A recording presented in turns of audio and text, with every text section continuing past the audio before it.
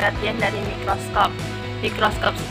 Mikroskop merupakan alat yang digunakan untuk melihat benda-benda berukuran sangat kecil atau mikroskopis yang tidak dapat dilihat oleh mata manusia secara langsung. Fungsi dari mikroskop sendiri seperti dalam penjelasan sebelumnya, yang pertama itu melihat benda-benda berukuran sangat kecil, contohnya sel, organel, kemudian hewan-hewan berukuran kecil. Dengan mikroskop tersebut, kalian dapat melihat bentuk virus itu gimana, struktur virus itu gimana, bentuk bakteri itu gimana, struktur bakteri itu gimana, dan lain sebagainya. Contoh kedua yaitu dalam bidang pertanian, dalam pembersihan hama dan juga persilangan untuk menghasilkan buah tanpa biji. Nah, persilangan buah tanpa biji tersebut itu mengambil genetik dari buah untuk menghasilkan buah yang tanpa biji tersebut. Fungsi yang selanjutnya itu dalam bidang forensik. Dalam bidang forensik ada percak darah nih, kasus pembunuhan. Darah tersebut bisa kita lihat apakah itu darah milik si korban atau milik si pembunuh. Selanjutnya dalam bidang biologi, bidang penelitian ilmiah, contohnya dalam bidang biologi, bidang kedokteran, dan juga bidang mikrobiologi. Nah, mikroskop itu banyak jenisnya. Contohnya yang biasa sering digunakan dalam laboratorium yaitu mikroskop cahaya, dan contoh lainnya yaitu mikroskop elektron.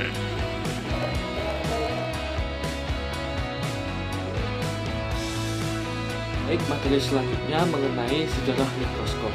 Sejarah mikroskop dimulai pada abad ke-17 dengan penemuan awal mikroskop oleh Zacharias dan Hans Janssen membuat lensa negara Belanda. Pada tahun 1670-an, Anthony van Leeuwenhoek, pembuat kacamata Belanda, berhasil membuat mikroskop yang lebih canggih dan menggunakannya untuk mengamati beberapa mikroorganisme. Pada abad ke-19, melihat perkembangan desain mikroskop dan pengenalan teknologi baru seperti mikroskop versi kontras, kemudian pada abad ke-20, mikroskop elektron dan fluoresensi mengubah cara kita melihat objek kecil dan sel hidup. Pengenalan teknologi tinggi seperti mikroskop konfokal dan super resolusi terus meningkatkan resolusi gambar. Mikroskop modern dilengkapi dengan teknologi digital dan berperan kunci dalam berbagai disiplin ilmu, dari biologi hingga fisika dan ilmu material.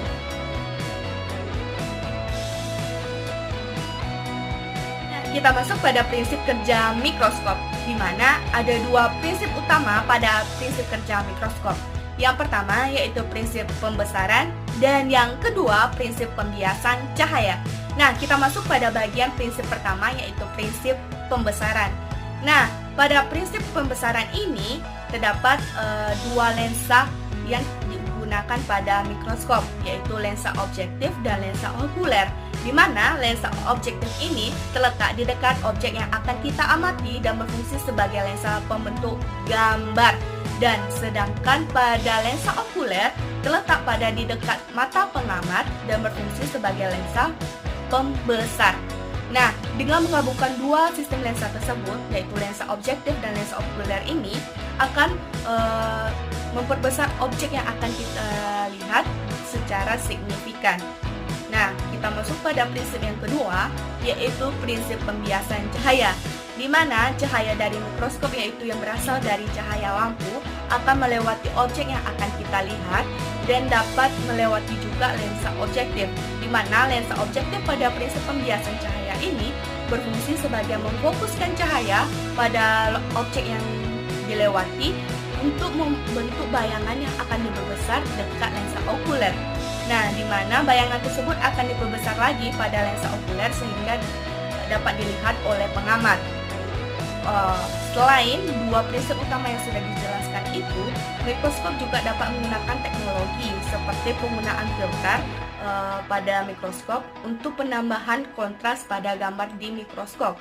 Dan kedua, adanya penggunaan teknik khusus yang terdapat pada mikroskop elektron untuk membuat pembesaran yang lebih banyak lagi.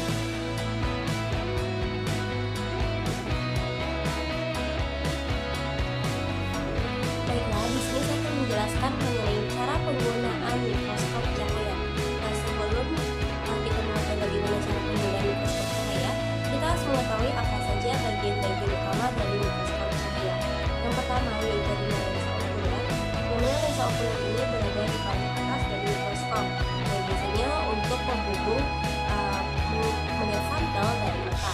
Selanjutnya yaitu adanya lensa objektif. Nah, lensa objektif ini berfungsi untuk memperbesar sampel. Nah, lensa objektif kami ini itu ukuran perbesaran 10 kali. Selanjutnya ada kondensor. Ini dapat teman-teman ya.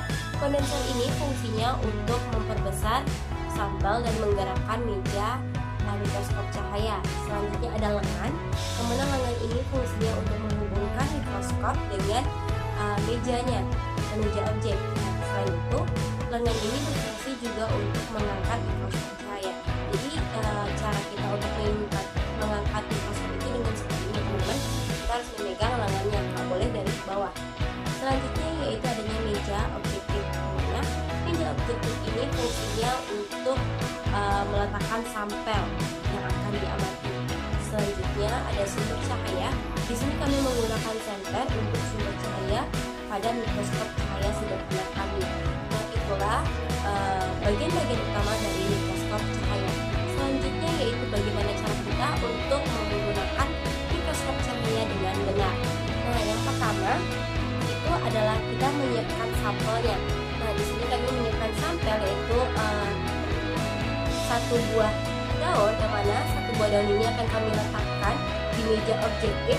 Lalu ketika telah diletakkan di meja objektif, itu harus sesuai atau sama rata dengan mikroskop cahayanya atau lensa ocular dan objektifnya.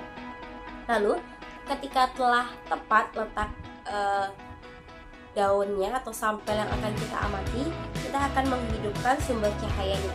Sumber cahaya teman-teman, kita hidupkan. Nah, seperti ini. Nah, ketika sumber cahaya telah tepat berada di atas sampel atau daun, baru kita amati.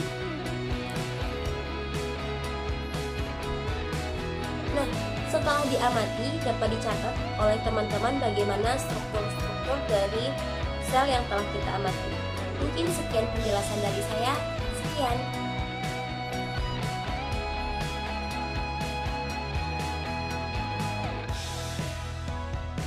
Alat peraga mikroskop ini memiliki beberapa keterkaitan dengan materi gelombang dan optik. Beberapa contoh keterkaitannya yaitu yang pertama, mengenai pembesaran dan pembiasan cahaya.